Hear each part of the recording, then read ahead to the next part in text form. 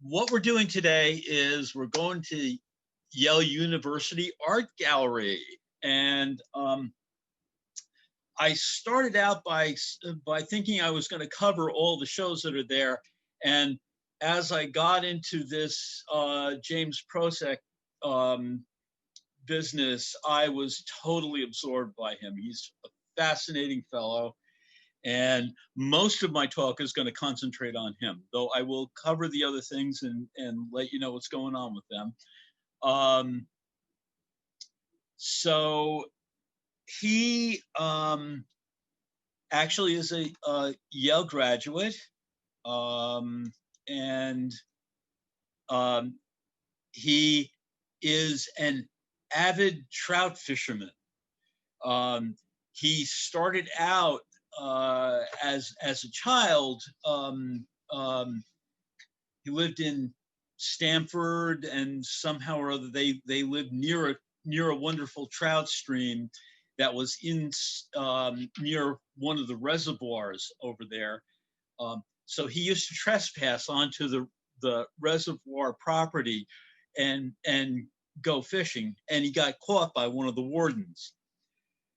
That was actually for him one of the most fortuitous encounters that he had, because he became friends with this game warden, and the game warden turned out to be a naturalist, which really profoundly affected James and his formative years. He continued his fascination with trout. They're really beautiful fish, and so he actually really became very interested in wildlife, in birds. His father brought him out birding, so they would go out and they would look at birds, and they would get binoculars and go out on the weekends together. So basically, he started to draw the fish and draw the birds as a child, and became obsessed with that. Went on to Yale University, and actually in his final year in Yale, wrote a definitive book on trout fishing and the trout of the world. He actually did a tour around the world to different trout streams and caught different species of trout. He would catch them, draw them, take photographs, and release them. Of course, I'm sure he ate some too along the way. The show that is now on at Yale is a remarkable show. It is called Artifact and Artifice. And the artist's work is a dialogue with a wide range of both man-made and natural objects and elements. Darwin described the endless forms most beautiful. This challenging, Prozac challenges the idea of the traditional separation of museums into museums of natural history, museums of art. We have specialized and segregated art and natural elements and artifacts into different kinds of museums. And his show is really drawing those things together. His question is it necessary for us to draw those boundaries quite so rigidly? So this exhibition brings together objects from the Peabody Museum, the Yale Museum of Natural History. So I'm just going to read this to you. With this beautiful gradient color in bird species, Prozac draws out several subtle points. This piece was a collaboration with the Yale Peabody Museum of Natural History, and I think it's worth spending a few moments parsing out what's going on here. Artists are boundary breakers, so Prozac is up to something here. We as humans need words to identify, categorize, and really function in the world. The question of perception and experience of red is not a single fixed phenomena. In the installation below, the gradient shift from yellow to orange to red illustrates this point. The red wavelength of light can be measured, and how that stimulates the red cone receptors can be charted. This being said, what is the experience of red? Birds and fish have a wider range of the color spectrum. They see into a ultraviolet, ultra yellow, ultra green range. We don't see what they see. It's been studied that many women have a wider range of spectral receptors. So again, what is red? There's no real boundary in the chromatic shift from orange to red to magenta. I think what he's saying in his work is that naming and categorizing are necessary for us to function in the world, but direct experience is much more nuanced. Drawing a bird or a fish is to discover the unique qualities of that creature, which is beyond naming. So here again, using natural elements can create functional structures. It's a cross-species trait. Prozac makes a compelling argument that man was following bird, making baskets to contain things. So you can see some examples here of different types of bird nests and how they contain things, and how the weaving structure of a basket is very similar to what birds do to create these homes.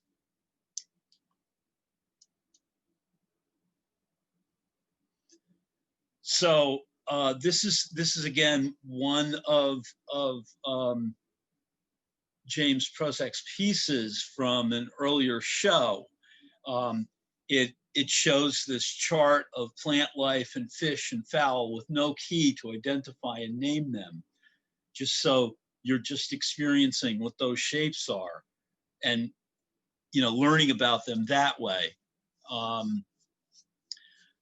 The idea that these labels kind of restrict what we're able to take in from direct experience. And now we're entering into the realm of imagination, myth, and the natural world. The notion of portraying or inhabiting animal spirits is common among shamanic practice. So again, there's this cape over here that's a Hawaiian ritual cape that's made up of all these really beautiful bird plumage. And the parrotfish that Prozac put together is just reimagining and reassembling this kind of mythological creature, the elements of what is the spirit of a parrot, what is the sense of a fish, what do they do when you put them together, and below is this headdress, and I can't remember where this one's from. I think it's Indonesian. So he is constantly playing back and forth between the man-made and the natural elements. These are all kind of interconnected systems.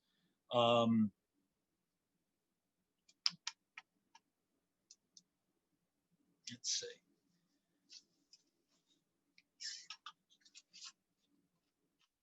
So what was going on in the cave paintings is a combination of things. It's really a ritual practice, but it was also directly involved in the survival of these people. The notion of what's going on right now in separating out from our connection to the planet and to the animal life, the species that inhabit this planet with us, I think is something which is drawing his attention and many of the rest of us. So in these cave paintings, they really were worshiping, trying to understand, trying to inhabit the quality of what that animal is about. And it was really a matter of their physical survival to really be able to encompass what those animals were about. It made them better hunters to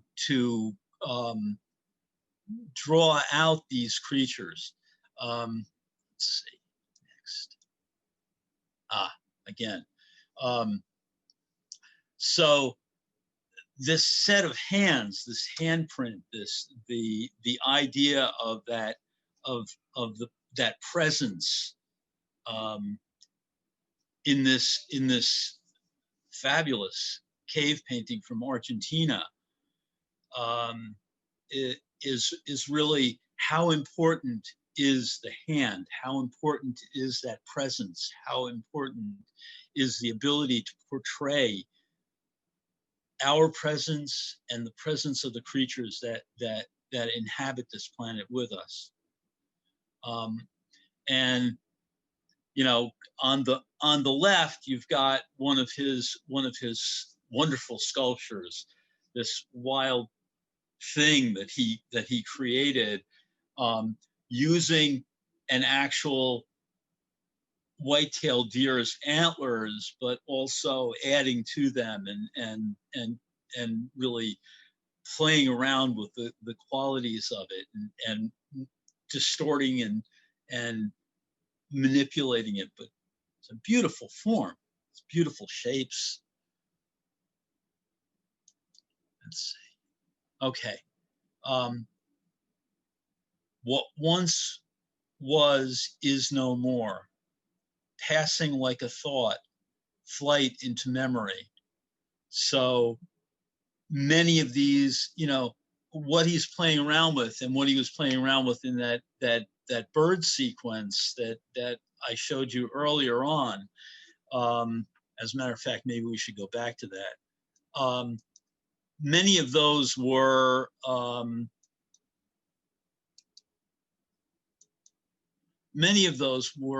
extinct birds.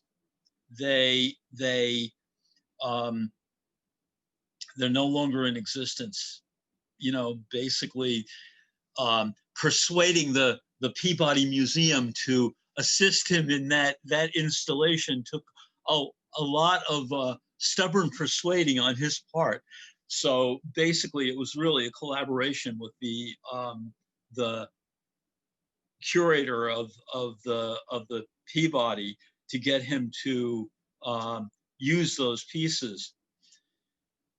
So again, you know, these silhouettes, this notion of this record of a time that's gone by.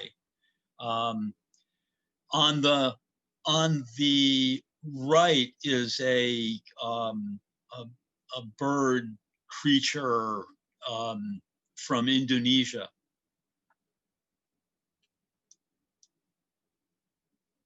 So writing is an outgrowth of pictographs. It's really, if you look at, you know, abstract paintings, it is this formative language, this kinesthetic. The piece on the right is by Bryce Marden, and it's really a very vital mark-making process that he goes through. On the left is a Persian, ancient Persian calligraphy, and you can see that there's a very similar kind of energy in these. Now, deciphering what those pictographs indicate, you know, that's where abstract painting in the, you know, contemporary sense is challenging us to try and grasp a formulative thing, something which is giving us a message, but what is that message? And we need to, if we're interested, interpret that. Okay, so again, this is on the right is a painting by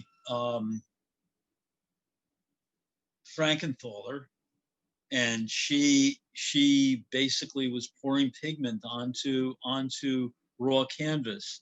On the left is a chameleon tail, allowing the color and the texture to speak. I mean, if you look at that reticulation that happens in the Frankenthaler and the quality of how that texture and pattern occur in the chameleon's tail. There's a, you know, there's something about an echo, a resonance of nature in the Frankenthaler. It may be just the nature of the paint. There's Jackson Pollock's work, those splatter paintings, have a very, very similar quality to the splatters on certain egg forms. And so there's a rhythm that's in nature that Pollock was embracing, and that is repeated in natural forms. Okay, so kind of the hybrid image is something that Prozac is playing with. You know, the idea of these forms from nature being reassembled, and the growth coming out of that, the rebirth, the idea of a reincarnation out of the dead wood. And they're beautiful things. I mean, just really wacky. Okay, so again, in James Prozac's journeys around the world, he encounters different myths and in different cultures. And one of the things that he kind of integrated into this piece called Paradise Lost is that whole idea of Eden and the knowledge, you know, the categorizing, the separating of things, cast us out of the ability to be there and in experience that paradise. So it's an interesting idea. And again, you know, he's combining things, this fox with wings, with the flowers growing out of it, the reincarnation, the rebirth, the flight.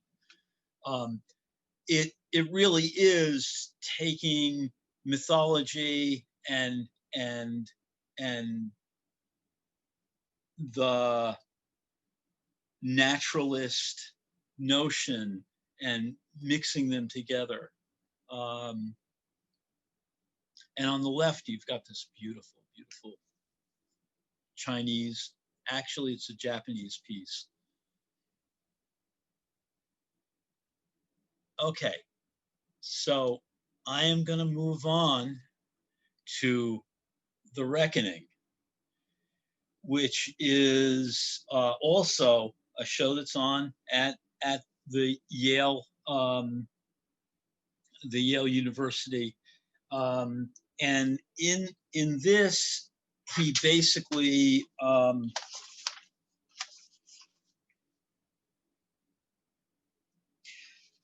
you know, out of John Wilson went to Mexico. He was studying with the Mexican muralists, and out of his experience in his childhood, reading about lynchings and things like that were going on around him, he was actually born in Roxbury, but you know, was reading, you know, the newspapers and was exposed to things that were going on around him.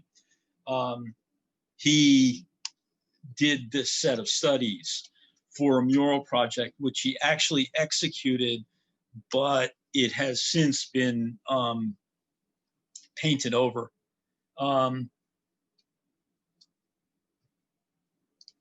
But the terror that he felt in his childhood, reading about these stories about the KKK and the lynchings that were taking place, moved him to do this piece.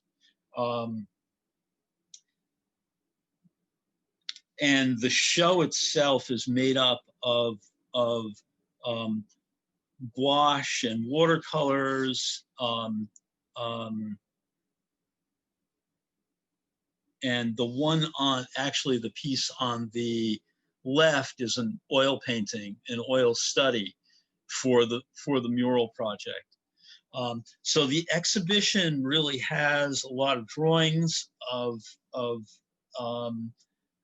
the figures that he integrated into this.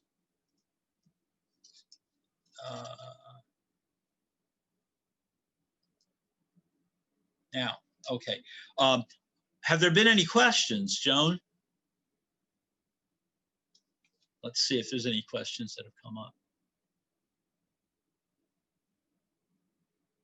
No questions, Larry. No questions. Okay. All right. So what I want to do is actually go back. Oh,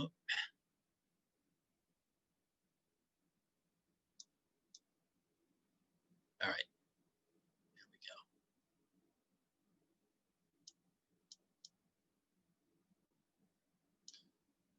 go. And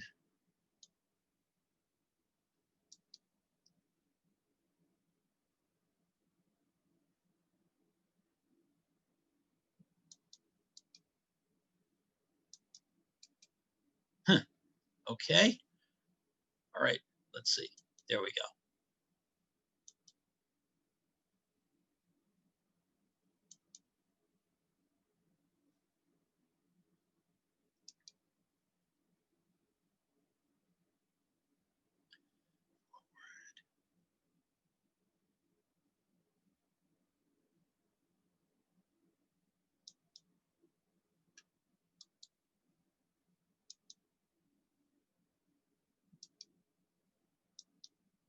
Okay, so um,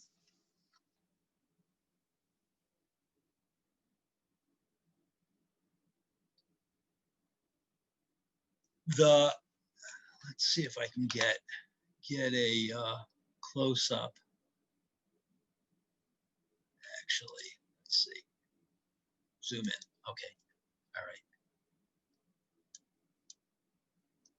So, you know, these they're so beautiful. The display that's up there goes all the way from the blues, the greens, the yellows, reds into the magentas. It's really an incredible, you know, display. I um, I just think that there actually is a YouTube of uh, the book that is for the release of the Artifact and Artifice, um, and it looks like this. Actually, let me see if I can get my image up. Larry, is this Yeah. a painting? What? Is this a painting? Somebody asked. No, actually, this is an installation of actual birds. That's why I did this close up. This is from the Peabody Essex Museum, which he collaborated with the curator in installing this. So many of these birds are extinct. They're really fragile.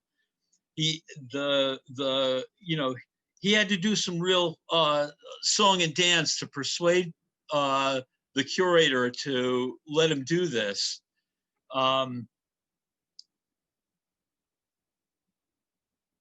So one of the things that I want to come back to with this is the direct experience of this process that he's involved in.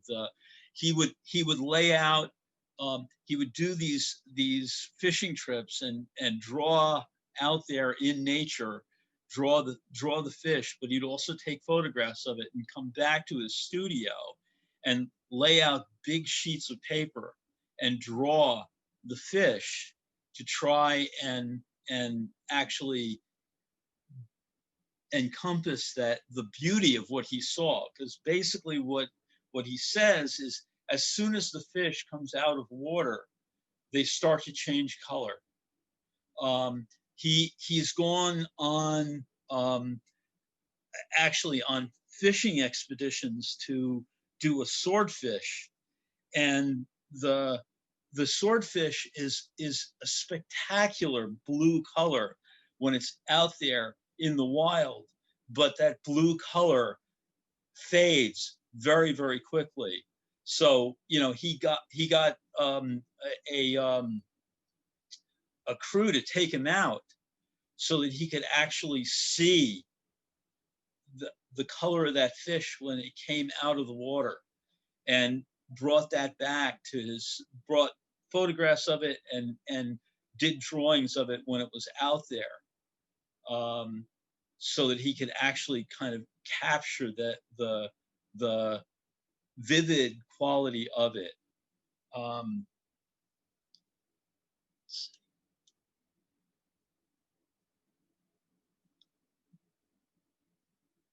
So unless there's other questions, I think I've about wrapped this one up.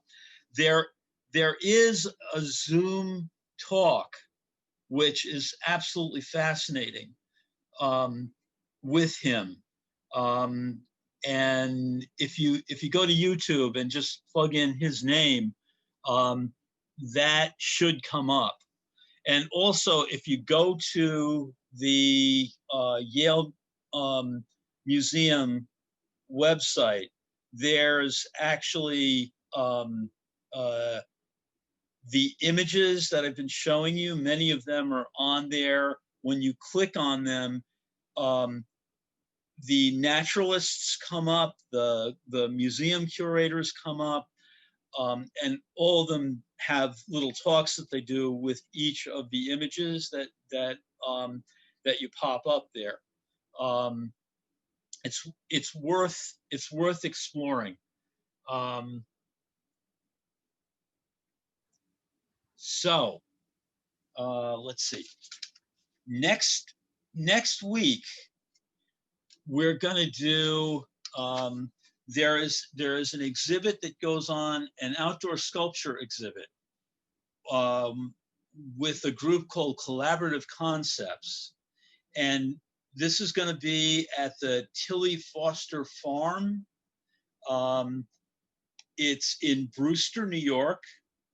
And, I'll have more information about this for you next week. 40 artists participated in this. And Tilly Foster Farm is actually a farm-to-table restaurant that's run on this preserve that is Putnam County Preserve. Also, there's going to be there's a Japanese ceramics exhibition at the Katona Museum of Art, and they're going to be having a Rothko exhibit. I don't have all the information on that yet, but they're going to be having a Rothko exhibit at the Katona Museum, and I'll have more information about that next week. So, thank you all for joining us. And Joan, is there anything else that you want to say? No, that was pretty much it. But thank you so much for this. I never even heard of that. And it's so interesting. That first image I thought was all fish. And then when we looked up closer, it was all birds. Oh, yeah. You learn about, what we have, just a thank you. This was something very different from what you usually do. So yes. Thanks, Larry. Well, that's the art world is very different. It is. Everything is different. So thank you all for coming, and thank you, Larry. And we'll see you next week. Okay. And don't forget, we have lots of programs going on. Bye-bye. Bye.